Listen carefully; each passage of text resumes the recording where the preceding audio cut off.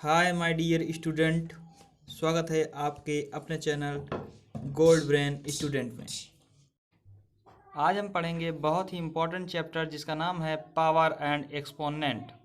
तो चलिए समझते हैं कि पावर, एक्सपोनेंट और बेस क्या होता है।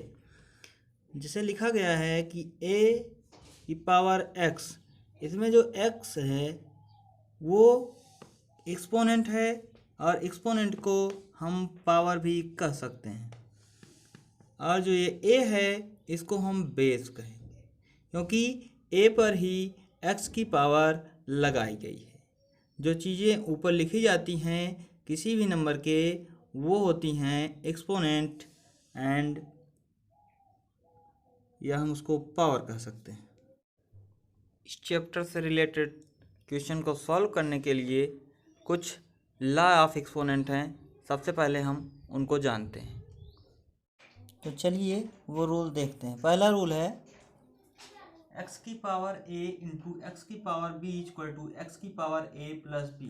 मीन्स ये है कि अगर कोई दो नंबर हो और उनका प्रोडक्ट किया गया हो, अगर बेस सेम है और पावर अलग अलग होता है तो बेस को वही लिखकर पावर को ऐड कर दिया जाता है।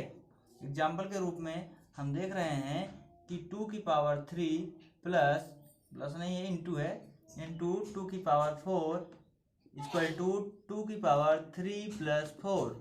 तो क्या हो जाएगा, 3 और 4 को ऐड करने के बाद 7, तो 2 की पावर 7। चलिए देखते हैं नेक्स्ट रूल कि अगर दो संख्याओं को डिवाइड किया गया है जिनमें बेस तो सेम है बट उनकी पावर अलग अलग हो, तो क्या किया जाता है, बेस को वैसे ही लिखकर उस पावर को सब्ट्रैक्ट कर दिया जाता है। एग्जाम्पल के रूप में हम देखेंगे कि 2 की पावर 5 डिवाइडेड बाई 2 की पावर 3 इक्वल टू 2 की पावर 5 माइनस 3। क्योंकि रूल में ये था कि अगर उनका बेस सेम है तो पावर को हम सब्ट्रैक्ट कर देते हैं, तो पावर को यहाँ पे सब्ट्रैक्ट कर दिया गया है इक्वल टू 2 की पावर 2 हमारा आंसर है। ये थर्ड रूल देखते हैं। अब हम एक ऐसे नंबर का प्रोडक्ट देखेंगे जिनका पावर तो सेम है बट बेस सेम नहीं है।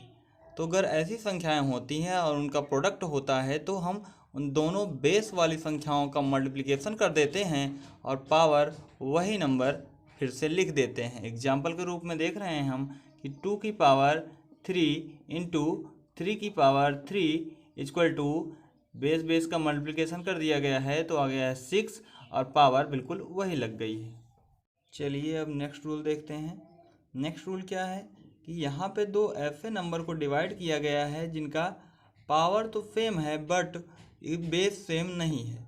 तो क्या करते हैं, ऐसे में हम जो बेस होता है इनको डिवाइड कर देते हैं और पावर को हम वही रखते हैं जो पहले इन संख्याओं का पावर था।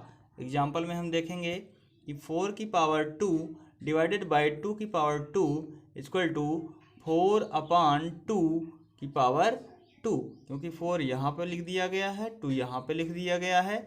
इसके बाद दोनों को डिवाइड करने के बाद आया है 2 की पावर 2 और 2 की पावर 2 की वैल्यू हम जानते हैं कि क्या होता है 4। अब हम नेक्स्ट लॉ ऑफ एक्सपोनेंट पे चलते हैं। तो ये वाला लॉ बहुत ही ज़्यादा इम्पॉर्टेंट है कि x की पावर a का होल पावर b, मतलब अगर किसी भी संख्या का पावर है और उस पावर पर भी कोई दूसरा पावर लगाया गया है तो पावर का हम मल्टीप्लिकेशन कर देते हैं तो आएगा x की power a into B.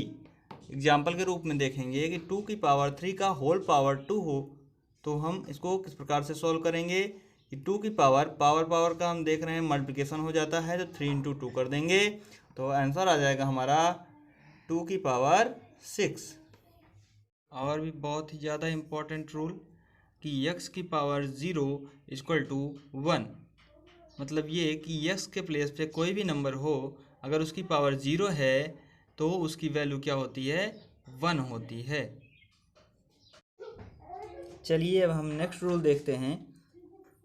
a की power minus m equal to 1 upon a की पावर m। इसका मतलब ये है कि अगर किसी भी नंबर का पावर निगेटिव है तो उसका रेसिप्रोकल करके हम उस पावर को पॉजिटिव बना सकते हैं। एग्जाम्पल के रूप में हम देख रहे हैं कि 2 की पावर -5 इक्वल टू हम इसको कर सकते हैं 1/2 की पावर 5।